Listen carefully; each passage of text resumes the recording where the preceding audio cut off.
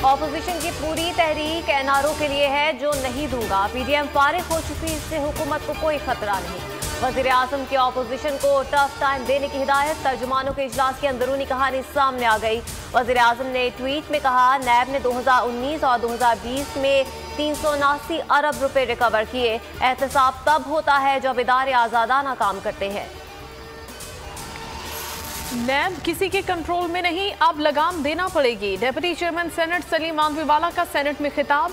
कहा, नैब से गलत लोगों को निकालने का फायदा इदारे को भी होगा। हमारा एहतसाब हो सकता है तो नैब अफसरान का क्यों नहीं। असासे और डिग्रियां चेक करवाई जाएं। अगर हम डरेंगे तो समझ जाएं पार्लियामेंट कुछ नहीं कर सकती। मामला बहुत संजीदा है। मुझे कहा गया चेयरमैन सेनेट को भी देख लेंगे। मोहम्मद अली दुरानी के साबिक वज़ीर दाखिला चौधरी निसार से मुलाकात। सियासी सूरत हाल और नेशनल डायलॉग पर तबादला ख्याल।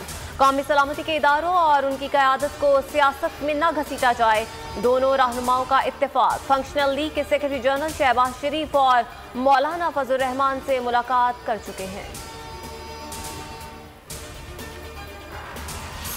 फॉरेन फंडिंग केस को इल्तवा में डालने के खिलाफ 19 जनवरी को इलेक्शन कमीशन के सामने मुजाहिरा होगा। अब्दुल गफूर हैदरी कहते हैं, एहतजाज को कामयाब बनाने के लिए JUI हर अवल दस्ते का किरदार अदा करेगी।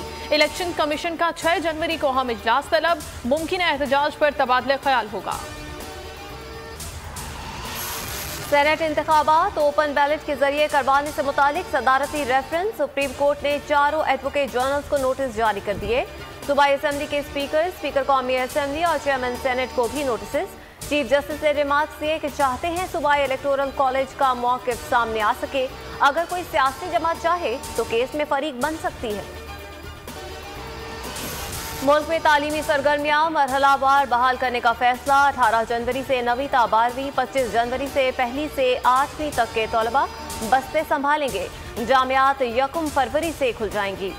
बोर्ड इम्तिहानात मार्च के बजाय मई और जून में होंगी। वफाकी वज़ीर तालीम शफकत महमूद कहते हैं, 14 या 15 जनवरी को दोबारा बीमारी के फैलाव का जायजा लिया जाएगा। All Pakistan private school federation का 11 जनवरी से तालीमी इदारे खोलने का ऐलान। सब्सक्राइब करें और बेल दबाएं ताकि कोई खबर रह न जाए।